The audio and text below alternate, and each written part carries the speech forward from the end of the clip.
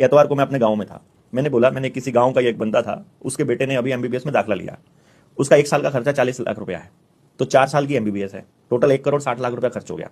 मैंने पूछा गांव वालों से, 1 करोड़ 60 लाख रुपए का ब्याज ब्याज ब्याज भी पूरा नहीं हो सकता अगर सैलरी लेता है वो किसी अस्पताल में डॉक्टर, एमबीबीएस करने के बाद कम से कम एमडी करनी पड़ेगी उसे, एमबीबीएस के बाद उसे कोई नौकरी नहीं मिलनी। पहली बात, चलो नौकरी मिल भी गई, अब उसने अगर बाई चांस अपना अस्पताल खोल लिया तो जमीन भी खरीदनी पड़ेगी, उसके ऊपर अस्पताल का भी लोन लेना पड़ेगा, अस्पताल का लोन अलग से हो गया, फिर मशीनें भी खरीदनी पड़ेंगी, तो लगभग 5 से 10 करोड़ रुपए की वो इन्वेस्टमेंट है।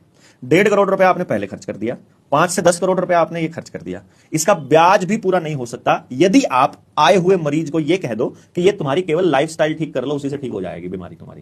ये बीमारी कोई बड़ी बीमारी नहीं है, जब तक उसको टेस्ट देने पड़ेंगे, अल्ट्रासाउंड देना पड़ेगा, एमआरआई देनी पड़ेगी, स्टूल टेस्ट देने पड़ेंगे, फिर बिना मतलब के ऑपरेशन करने पड़ेंगे, तभी तो होगा ना। और फिर दुआ मांगनी पड़ेगी परमात्मा से कि हे भगवान सारा गांव बीमार होना चाहिए, सबको हार्ट अटैक हो जाए, सबको लीवर खराब हो जाए, सभी के घुटने खराब हो गए, तभी तो उसका 5 करोड़ 10 करोड़ पूरा होगा भाई। पैसा खर्च करके अगर कोई डॉक्टर बना है, उसको पैसा पूरा नहीं करना है क्या? वो पैसा पूरा करने के लिए, इसका मतलब कि पूरी शिक्षण व्यवस्था में उस दिन जब इन्होंने एमबीबीएस की फीस बढ़ाई थी, तभी देश को समझ जाना चाहिए था कि आपका हेल्थ सिस्टम खत्म होने वाला है, क्योंकि अब डॉक्टर आपको बिना मतलब काटना चालू करेंगे। तो डॉक्टर्स को यह समझाना जरूरी है कि भैया जी, बिना पैसे के डॉक्टर बनेगा वही चाहेगा कि आप बीमार ना हो, अगर पैसे से डॉक्टर बनेगा। इसी तरह से पैसे से राजनीति करने चालू करोगे, पैसे से अगर नेता बनोगे, तो भाई साहब आपको लूटना ही पड़ेगा देश। पैसे से अगर आप पढ़ाई लिखाई पूरी करते हो, तो आप वापस जाकर के समाज की सेवा कैसे करोगे?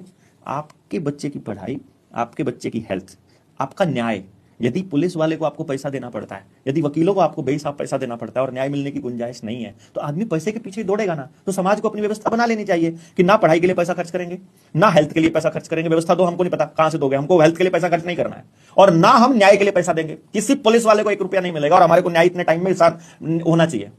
खेती में आप उद्योग धंधे के ऊपर निर्भर रहना बंद कर दो और धर्म से पैसा निकाल दो, वरना अडानी तो कभी भी जाएगा हेलीकॉप्टर में जाके वीआईपी दर्शन कर ही आएगा, हम जैसे लाइन में लगे रहेंगे पीछे, फिर दूसरा नेता जाएगा, फिर तीसरा नेता। अभी कुंभ में हुआ ना, आपने देखा, वीआईपी मौज करते हैं, बाकी तो सारे ऐसे पीते पीछे पीछे मरते हैं, वो मरते हैं फिर भीड़ के अंदर, भगदड़ के अंदर। मतलब ये है कि समाज को जिम्मेदारी लेनी पड़ेगी। यदि समाज आज जिम्मेदारी लेने के लिए तैयार नहीं है, तो समाज को जगाना पड़ेगा। जो जागे हुए हैं, जिनको समझ में आया होगा, वो बाकियों को समझाना चालू कर दो। भाई जैसे डर जो है वो संक्रामक होता है, वैसे ही निडरता भी संक्रामक होती है। एक बार डर खुला, एक बार साहस खुला, बाकी लोगों का भी खुलना